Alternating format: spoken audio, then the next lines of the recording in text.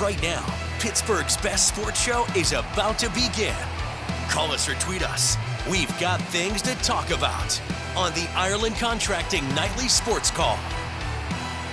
All right, thanks a lot, Josh, and thank you for tuning into the Ireland Contracting Nightly Sports Call. Rich Walsh will be joined by Andrew Fillipponi at the 93.7 The Fan Cam in a matter of moments, and there he is right there. Let's start out, Andrew, with the big news of the day.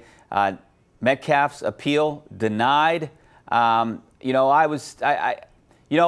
heard that I think there's some people within the organization and some people around the Steelers thought it would get reduced to one game. That didn't happen. They stuck with 2 games. He's going to lose a lot of money, $555,000 for those 2 games. The Steelers will be without their best receiver, but they might not even need it. It might not even matter because I think the Packers are going to beat the Ravens on Saturday night anyways. What do you think? What do you think of this? How do you think it went down? Why do you think the NFL decided to keep it at 2 games?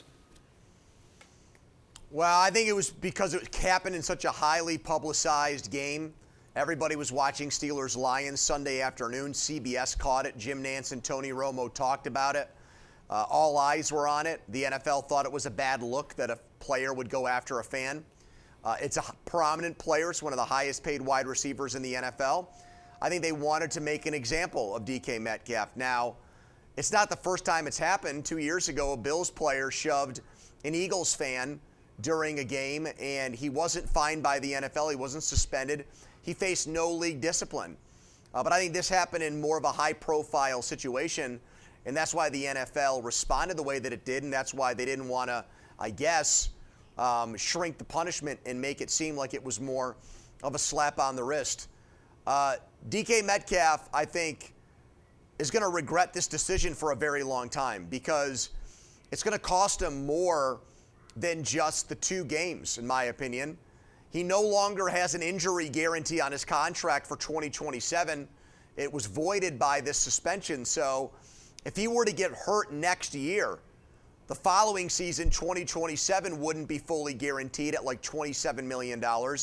That's a huge loss. And then we don't know, Richie, what's going to happen with this fan. The fan's facing 0 discipline. He's keeping his season tickets. The NFL came out and said he pretty much did nothing wrong, which is crazy to me. And it looks like he's going to sue. And Mike Tomlin touched on that at the press conference today, that there could be legal ramifications to this. And then, DK Metcalf might have to settle with this guy out of court for who knows how much money. So it was a 5-second brain fart that is going to cost DK Metcalf potentially millions of dollars, Richie. Do you think this is basically saying that the NFL is siding with the fan? That they believe the fan more than DK Metcalf? Well, I don't know. To me, I think maybe that part's immaterial right now. As far as DK Metcalf's claim through James Harrison that something was said that instigated it, I think they're sending the message by suspending him for 2 games and upholding it that regardless of what gets said to you, you can't put your hands on a fan. That's what they're trying to say here. And, I get it. It's not like this fan threatened DK Metcalf in a way where DK Metcalf was scared for his own personal well-being, but I just hate to see somebody who went to the game to troll, who looks like an obnoxious guy. He's not in his 20s, which would be, in my opinion, a little bit more excusable. He's in his mid-40s, and he's dyeing his hair blue, and he's painting his chest, and he's saying afterwards, caught on camera, that was the goal, to get DK Metcalf to go after him. And I just hate the fact that this guy is going to come out on top of this whole ordeal. Yeah, here's what I don't understand. You obviously know that I traveled every game, so I'm at every stadium with the Steelers. And the one thing that I picked up on in Los Angeles, there is so much security around where the stands come down to the field. And I was noticing this during the game and especially during pregame, that if a player walked over, if someone wanted an autograph, one of those security guards would jump in front of the player and not let the player really interact with the fan. Even if the player said, hey, I want to sign that, the security guy would take it from the fan, give it to the player and sign it and give it back. They wanted no interaction with the fans at all. And I don't understand why more stadiums aren't like that. Well, I disagreed with something Mike Tomlin said today. He said, we have a great security team here. Every NFL team does, the whole league does. Well, there was a clear breakdown in this situation. Everyone has seen the videos by now. There's Ford Field security. There's someone who looks like they're a law enforcement agency employee of some kind, whether that's a Detroit cop, a Michigan state trooper, whatever it is, just standing there does nothing. And there's people on the Steelers sideline who did nothing. And the other thing is a bunch of people then saw it happen and nothing was done about it after that. Security didn't escort the guy out of the stadium. They didn't take him in for questioning. Metcalf just went back to his business, put his helmet on, and went back into the game. And the fact that it wasn't addressed immediately, I think is a bad look for the NFL. When that happens, something should be done. People should be questioned. Fans who are around it should be asked to tell their side of the story. I just think overall it was a pretty shoddy job here by the NFL, the way they handled this whole incident. Yeah, I'm not blaming the Steelers at all, but I don't understand how Metcalf is by himself, during that time. I'm assuming that this happened between the first and the second quarter, somewhere around there. It did. And I know that the Lions offense was on the field, obviously, at the time. But usually all these guys are sitting on the bench at the same time. How did Metcalf just be able to get up and walk Richie, away? Look at video. There was a guy who shot a video from the stands of the whole thing. And you see Steelers players, some Steelers coaches, some Steelers staff members, they start to make eye contact over near where Metcalf is. So they saw it. I mean, anybody who tells you that the entire sideline was oblivious to it, I think would be lying at this point. And it didn't happen so fast. I'm just stunned that nobody, even after it happened, went over there to say, what the heck just went on here? If not for CBS picking up on it with their cameras and notifying and alerting the entire world to it, I wonder how long it would have taken for us to figure out what went down. They seem to be the only people that were aware of the fact that this happened. I mean, did you see it happen from the press box, Richie, in real time? No, not at all. I mean, all of us were sitting up there together, and we just started getting wind of it as CBS was showing the video. We have a clean feed up there that you could see CBS video, and they were showing replays that you didn't see yet, and we were like, what is going on?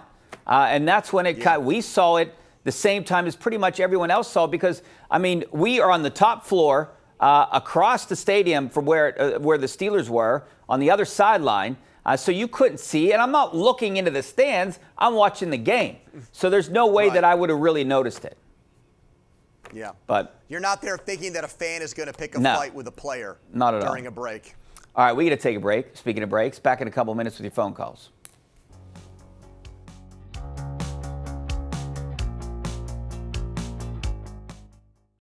All right, welcome back to the Ireland Contracting Nightly Sports Call. This is our Xfinity tweet of the night from Tom Pelissero. DK Metcalf's $45 million in guarantees void as a result of his 2-game suspension, but sources say the Steelers have already reaffirmed their commitment to Metcalf for 2026 and beyond. Both sides are moving forward together. Pony, I do want to ask you, what if his production isn't to where the Steelers want it to be next year? Right. Can they use this as a way to get out of this contract? Absolutely. Now it's just, their word. And we see teams, and I don't mean to say this, that the Steelers are doing anything that is unethical, but we see teams break their word all the time as far as player commitments. Players for the Steelers and other teams sign a contract, and they don't always play out their entire contract. If the production dips, they get cut. They get moved on from. So it does change things. And like I said, DK Metcalf, and I hate to say this, but hypothetically could tear his ACL next season and know that his 2027 salary was guaranteed. Now that's no longer the case. If he were to suffer some kind of career-changing injury, the Steelers could then make a decision on him and cut him or make him take a pay cut and not pay him the same amount of money they owed him beforehand. So it was in the contract. And look, I understand sometimes guys black out. He saw a fan he had a history with, but I honestly believe, Richie, he knew when he signed this deal that there was pretty much a good behavior clause in it. Like, look, if you get suspended or punished for conduct detrimental to the NFL, it's going to void the guarantees here. And in the moment, he obviously didn't think about it, but he knew it was in there, and he's got to be absolutely crestfallen that now this one incident is going to define his contract and maybe his status with the team moving forward. All right, let's go out to the phone lines. We got Jerry out in West Elizabeth. How you doing, Jerry?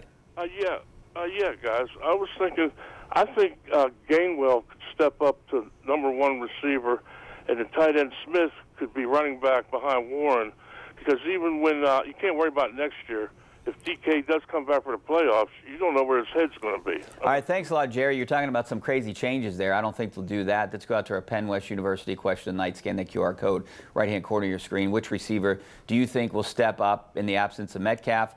I think Adam Thielen's going to be the guy. That's what I would think. But Mike Tomlin called out Roman Wilson today after he was a healthy scratch the last 2 games. He did. And Roman Wilson has become a forgotten man because not only has he been benched, but the guys who replaced him have played well and made big, impactful plays. Adam Thielen, those third down conversions. How about Scotty Miller? I know. And the plays he made there in Detroit. I mean, even MVS, he didn't catch that deep ball that Rodgers threw, but he adds another element to the offense, meaning he can go deep and take the top off the defense. So Roman Wilson seems like he's very disposable right now. He was a third-round pick last year. Mike Tomlin's trying to pump his tires. He's trying to give him a shot of confidence. But you know who I don't hear praising Roman Wilson, Richie? Aaron Rodgers. And therein lies the problem. I don't think Aaron Rodgers trusts Roman Wilson. And if he doesn't trust him, I don't anticipate him getting the ball very much against Cleveland if the Steelers play their starters. And based on what Tomlin said today, I do think for the stars of the team, it's a big if, saying if a lot, the Packers beat the Ravens Saturday night. Yeah, I mean, I think you're going to see Roman Wilson dress. It just depends on Calvin Austin's availability. And I guess it depends on... You're going to see him dress, but are you going to see Rodgers dress if the Packers win? I think you're going to see Rodgers dress. That's from what I understand. I was talking to Jerry Dulac, and we talked about this today. And he thinks, the Steelers think, that if they do clinch, that you're going to see Rodgers for a period of time in Cleveland. It might be only the first half, the first series or something, but neither Rodgers or the Steelers, they both want there to be some play. They don't want to sit and potentially get rust out of this. But what if Myles Garrett injured him? Yeah, I'm with you on that one. That? I mean, I would like to see Rodgers play a couple series maybe, but then I would put him on the bench. That's the last thing you want right now, especially if you think this team can win maybe 1 or 2 playoff games and get into the playoffs. So, I definitely think the Steelers are going to wrap it up before kickoff. I think the Packers are going to win that game. Let's go out to Ron and Duquesne. How you doing, Ron? Yes, I want to say this real quick. If you look at the video and you see how far down the field DK Metcalf was from the bench close to the tunnel, that guy would have had to scream a racial slur so loud that everybody around him would have been shocked. Yeah. The fact... Well, Ron, we were saying that yesterday. I think if it happened... And there's new info on that. There's new info on that. James Harrison tweeted tonight that allegedly, let's underline that because we're dealing with a very litigious person here in this fan, allegedly the racial slur happened when DK Metcalf was there with the Seahawks last year. So it was not something, Richie, that happened in this game. It was said the last time, and that's why Metcalf was so fired up to see this guy. And apparently he reported this guy to Seahawks security last year for saying those things, and nothing was done about it.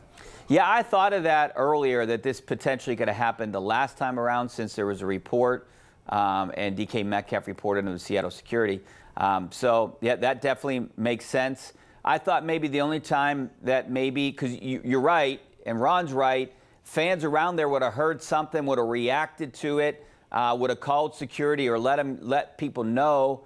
Because there were some Steelers fans down there, too. It wasn't all Lions fans. I felt like if it was said, and maybe it was said when they were close together there for that brief couple seconds. But, that kind of makes sense what James Harrison tweeted out. Let's go out to Brian out in Carnegie. How you doing, Brian? Hey, early Merry Christmas to you guys, Tony and Richie. You too. Hey, Thanks. real quick, you touched kind of what I was going to talk about with regards to the starters and Aaron Rodgers and everything on Sunday. And I'm with you, Richie. I think this thing's going to be wrapped up Saturday night. But can you guys just maybe, your opinion on the million-dollar question is this for a chance where we get to see some Will Howard play if Rodgers does sit, if it's playing maybe just a quarter or two, just so we can kind of see some potential in the NFL that this regular season is going to probably most likely be wrapped up? I think you're going to see Mason Rudolph. I don't think you'll see Will Howard. Pony, what do you think? I would play both versus Baltimore if it gets to that point, and here's why. I'd want to have Mason Rudolph with some snaps at the end of the season, to have him kind of warmed up and not rusty if there was an injury to Rodgers in the playoffs.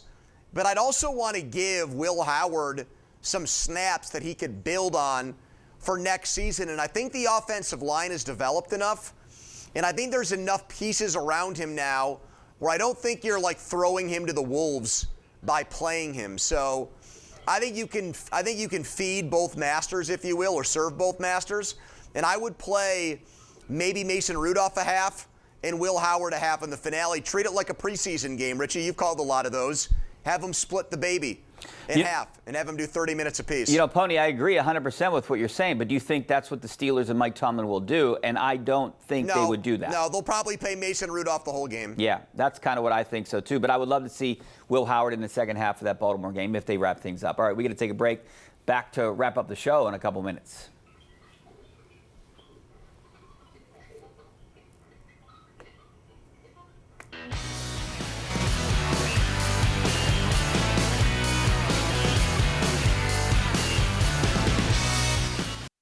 All right, welcome back. Let's go right out to the phone lines. We got Chuck out in Uniontown. How you doing, Chuck? Good evening, Rich, Tony. Merry Christmas. I was going to say about the Pirates' improved situation in the offseason. I think maybe to some extent you have to credit Paul Skeens and Andrew McCutcheon, who went in and talked to management and told them that the Skeens and McCutcheon would like to win for us here. Pony, I have bucko fever right now. I'm not going to get ahead of myself. I do credit Paul Skeens, but I also credit fans. And I feel like if they didn't do anything, you might have lost his fan base. Well, fans felt like last offseason was a disaster. And I like that the Pirates are trying to right a wrong here. Ryan O'Hearn's a quality player. He had a higher OPS last year than Brandon Lau. He's not Kyle Schwarber or Cody Bellinger, but it's another step in the right direction. Yeah, no question about it. I like what they're doing so far. I think they Richie, are you an eggnog drinker? Are you going to have any the next 2 nights? No, I'm not an eggnog drinker. How about you? Hate it. I think it's absolutely disgusting. I got one of those ninja slushies, and I'm really into making drinks now with those things. So I think that's what I'm going to be doing on Christmas, just making drinks all day in a ninja slushie. I hope you have a great Merry Christmas, Pony, and everyone out there. You too, Rich, and all of our viewers watching at home, Merry Christmas. All right. We'll see you next year. Oh, next week. Maybe not next year quite yet, but we'll see you next week, Pony. We'll see you guys.